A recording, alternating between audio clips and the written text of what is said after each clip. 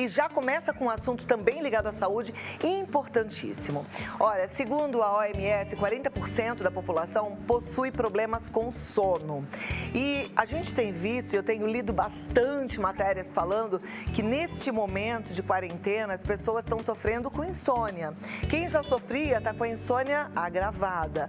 E a gente vai entender um pouquinho melhor sobre os prejuízos de uma noite mal dormida, como agir num caso como esse, o que é que a gente tem que aprender em relação à insônia, mas mais, porque hoje a gente também vai aprender sobre AVC, sobre sintomas de AVC com Covid-19, porque eu tenho uma neurologista maravilhosa, ela é especializada pela Academia Brasileira de Neurologia, ela é mestre em gestão de saúde coletiva pelo Instituto de Ensino e Pesquisa do Hospital Sírio-Libanês, doutora Ana Paula Penha. Tá aqui com a gente, muito boa tarde, é uma alegria vê-la, tá tão linda, sorriso bom da gente receber aqui. Obrigada, viu, doutora? Obrigada, Cláudia. Me ouve bem? Te ouço muito bem. Ótimo, muito obrigada pelo espaço, pelo convite, para a gente falar de temas tão importantes. Eu que sou sua fã já de longa data e fã do seu programa. Obrigada. Que honra, né, gente? Eu fico feliz. Ela falou, até fiquei sem palavras aqui, mas doutora, vamos lá. A gente está querendo muito entender essa relação da ansiedade com a insônia, porque parece que a insônia é algo insignificativo, mas tem um peso grande na nossa saúde, é isso mesmo?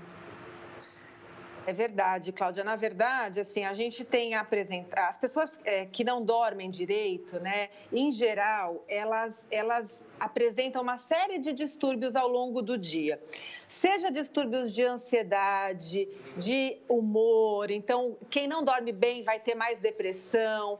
Também essas pessoas vão ter alterações aí de liberação de hormônios, tá certo? As pessoas também podem ter problemas de memória, de aspectos cognitivos, de atenção. E, inclusive, Cláudia, lembrar que quem não dorme bem está também afetando o seu sistema imunológico. Olha só. Hoje, que todo mundo fala tanto aí de preservação do sistema imunológico, se a gente não dorme bem, a gente afeta diretamente nosso sistema imunológico, tá? E isso é tão importante porque isso é uma relação aí de duas vias, né? Ao mesmo tempo em que eu tenho uma noite mal dormida me levando a tudo isso que eu estou te dizendo, o próprio estresse, a ansiedade, a preocupação excessiva também gera uma probabilidade maior de eu ter uma noite mal dormida, de eu ter insônia, né? A cabeça fica lá pensando em mil coisas e a gente tem vários fatores que estão levando as pessoas a dormir mal. Ok. Agora, a gente sabe que esses fatores estão ligados à pandemia também, mas tem alguma coisa que a gente deva fazer para minimizar esse prejuízo no sono, para diminuir essa incidência de insônia? Sim. Então, o que está acontecendo é que, assim, a gente está ficando muito tempo, né, pela própria questão do isolamento social, as pessoas estão ficando muito tempo paradas, né, então, fisicamente, sem se movimentar. Então, antes a gente tinha aí uma rotina que a gente saía, pegava o carro, ia trabalhar, via a luz do sol, né, e aí, com isso, o nosso ciclo circadiano já ficava sabendo, né, o nosso organismo recebia a mensagem de que é dia, né, quando a gente recebe o sol. Hoje a gente fica muito só fechado dentro de casa, muitas vezes sem a exposição solar, então isso atrapalha muito. O fato de estar muito tempo parado, então esse sedentarismo, porque antes, mesmo que você não praticasse uma atividade física, o fato de sair de casa, de se movimentar, de ir até o mercado, várias vezes até a feira, até a farmácia, isso também já era uma forma da gente estar se movimentando. Além disso, a gente tem aí um excesso de uso de tecnologia, né? Então, muito celular, muito tablet, muita internet, tudo isso, além do conteúdo do que a gente está vendo por aí, né? Que é um conteúdo alarmante, que deixa realmente todo mundo em pânico, muito preocupado. Além disso, a gente tem a questão de que muito tempo da nossa vista mesmo na frente desses eletrônicos, isso interfere diretamente a nossa qualidade do sono, porque essa luz azul dos eletrônicos, elas afetam a produção de melatonina. E aí eu com isso também não vou dormir bem, né? Então tem várias coisas aí que estão contribuindo para isso. A nossa alimentação, que está muito, a maioria maioria das pessoas estão se queixando de alimentação desregrada, comendo aí muito fast food, muitas comidas prontas, enlatados, enfim. O abuso de álcool, muitas pessoas estão fazendo uso excessivo de álcool, também isso atrapalha o sono. A questão de abuso de cafeína, né? Então, por exemplo, a gente costuma dizer que o café, os refrigerantes à base de cola, café, chamate, chocolate, vamos usar isso só até as 3 da tarde no máximo, porque senão à noite você vai ter prejuízo também, né? Então, é ficar atento a tudo isso. A gente tem a questão dos horários de sono, né? Então, pela quarentena, pelo isolamento social, as pessoas estão muito relaxadas, então vai dormir qualquer hora, acorda qualquer hora, não tira o pijama, fica na cama até 11 horas da manhã assistindo televisão, assistindo série, filme, enfim. Isso com certeza, pessoal, vai impactar na tua saúde do sono à noite, na próxima noite, né? Então, para você dormir melhor, você tem que começar a acordar cedo, manter a tua rotina de sono que você tinha antes disso tudo acontecer. Perfeito, porque a gente já entendeu e a doutora já começou falando, quem está ligando a televisão agora é bom eu reforçar aqui que a falta do sono pode fazer uma baixa de imunidade, que a gente não quer nesse momento, e pode até causar depressão. Então é bom a gente realmente fazer o que muitos psicólogos já até recomendaram aqui no programa mesmo, que é aquele cronograma de atividades e a gente cumprir essa nossa agenda diária, né? Agora, doutora, me preocupa também a questão das pessoas ficarem com medo, e a gente sabe que doenças, as cardiovasculares e também as neurológicas, precisam de um atendimento imediato. E algumas têm sintomas e ficam em casa com medo de ir ao hospital. Isso está acontecendo também? Está gerando um aumento no número de AVCs? Está acontecendo, sim, está acontecendo essas duas coisas que você está dizendo, tá, Cláudia? A primeira coisa que é muito importante, pessoal, é lembrar que as outras doenças, elas continuam acontecendo, tá? Não é porque a gente está diante aí de uma situação da pandemia, né, todo mundo com receio de sair de casa, não é por isso que os infartos do miocárdio, os AVCs não continuam acontecendo, as infecções outras, né? Então, veja, se você tiver um sintoma de algo súbito, algo novo, eu vou falar aí na minha área, que é o AVC, né? Então, se você tiver um quadro neurológico, uma alteração neurológica aguda, nova, né?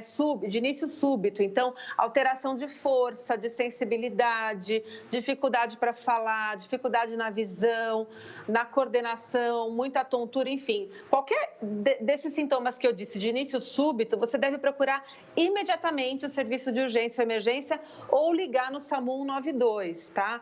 Por quê? O socorro imediato ao AVC, ele é fundamental para a evolução, prognóstico e evitar morte. Tá? A gente tem uma medicação que é feita, que é o trombolítico, que tem que ser feita em até 4h30 do início dos sintomas. Então, a gente está observando, não só aqui no Brasil, mas em todos os países acometidos pela pandemia, a gente está observando uma demora na chegada desses pacientes ao serviço de emergência. Então, se antes o paciente chegava numa média aí de 4 a 6 horas, 12 horas de início dos sintomas, hoje em dia os pacientes têm chegado com 3, 4 dias, né? E isso tem impactado diretamente a evolução desses casos. Então, quando você tiver algum sintoma sugestivo de AVC ou infarto do miocárdio, né, você deve imediatamente procurar o serviço de urgência. Fique tranquilo, tá, pessoal? Os hospitais, eles estão organizados com protocolos muito rígidos, né, em relação aí à gestão do espaço físico,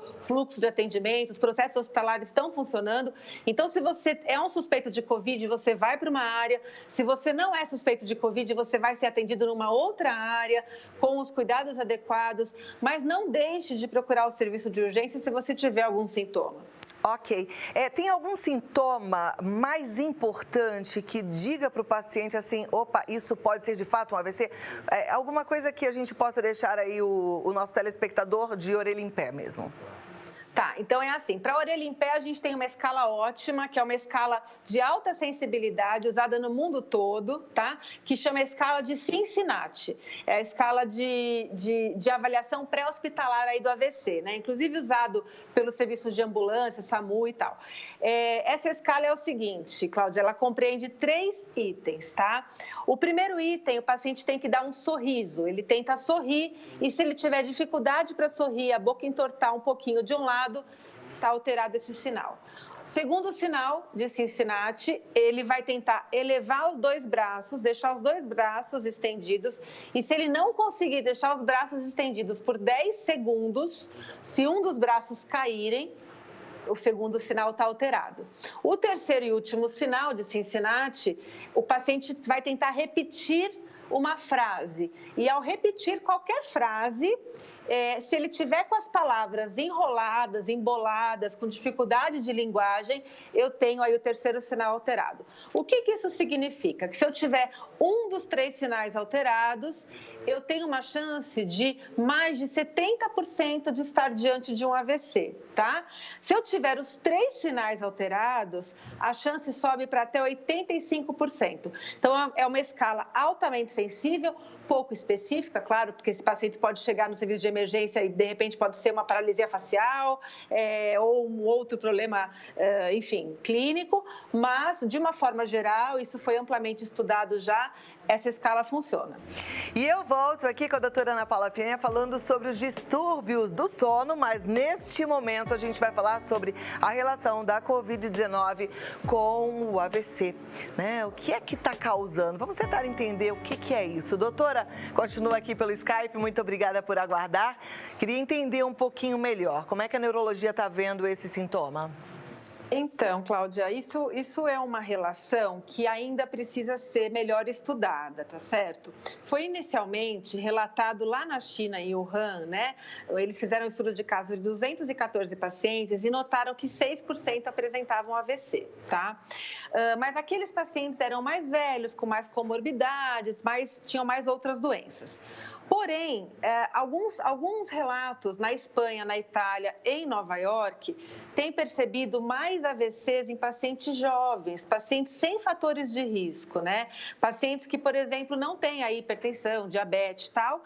E o interessante é que houve alguns relatos isolados, claro que para a gente falar aí no estudo epidemiológico, a gente precisa estudar um número muito maior de pacientes, mas já é algo que está deixando a comunidade científica de orelha em pé, tá? Que é assim... alguns pacientes têm apresentado o AVC como primeira manifestação do Covid, tá certo?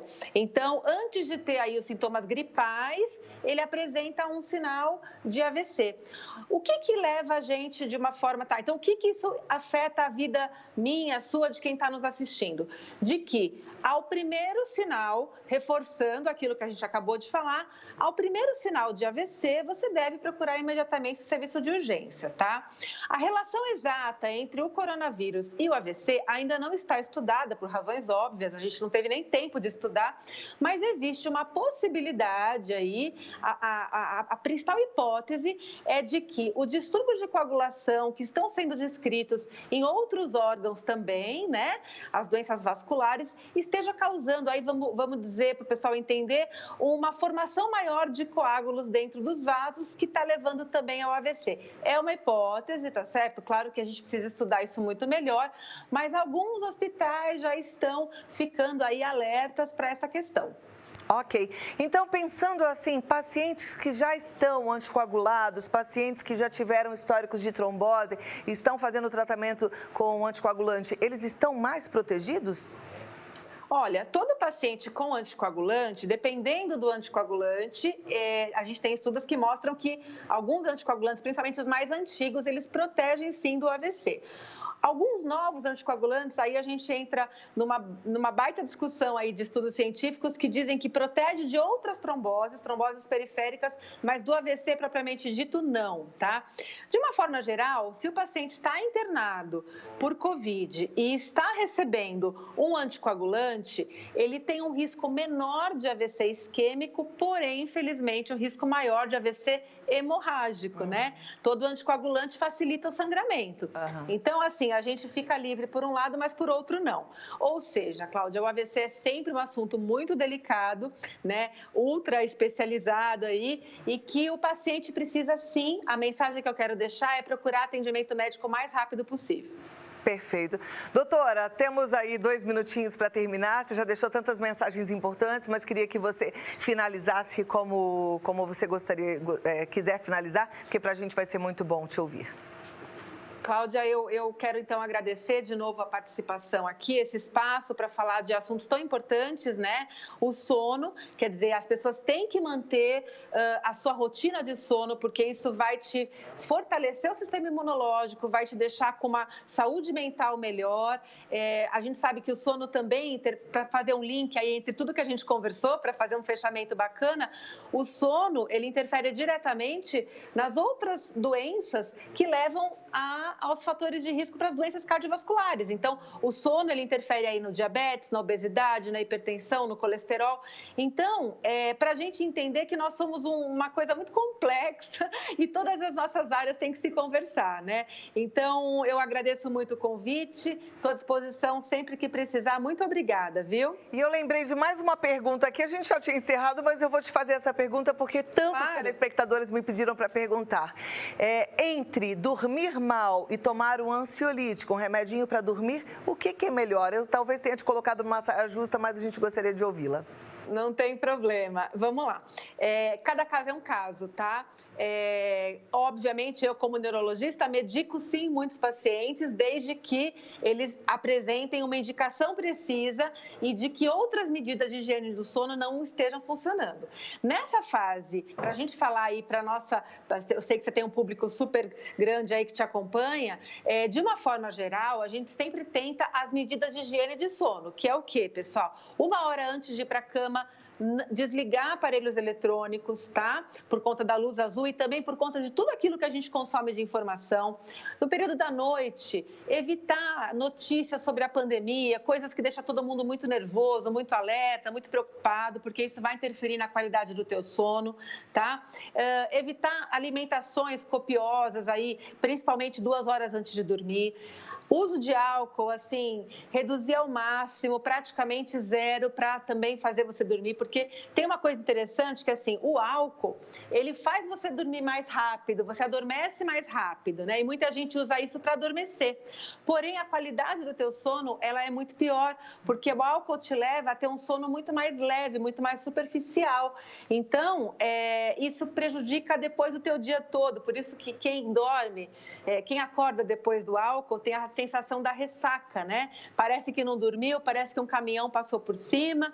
Enfim, também a coisa de tentar manter a rotina, né? A rotina do sono, manter hábitos horários aí bem regradinhos, não ficar tirando cochilos aí ao longo do dia, várias vezes ao dia, evitar cafeína depois das 3 horas da tarde. Acho que basicamente é isso, mas claro, se um ansiolítico for indicado, se um antidepressivo for indicado, um indutor de sono também, o seu médico vai saber a melhor opção para você. Tá ótimo, muito obrigada. Doutora Ana Paula Pena, tá no Instagram exatamente assim, DRA Ana Paula Pena. Aí você vai encontrá-la, tem mais informações, é sempre muito bom a gente aprender. E no site neuroanapaulapena.com.br você também tem muitas informações e pode até entrar em contato.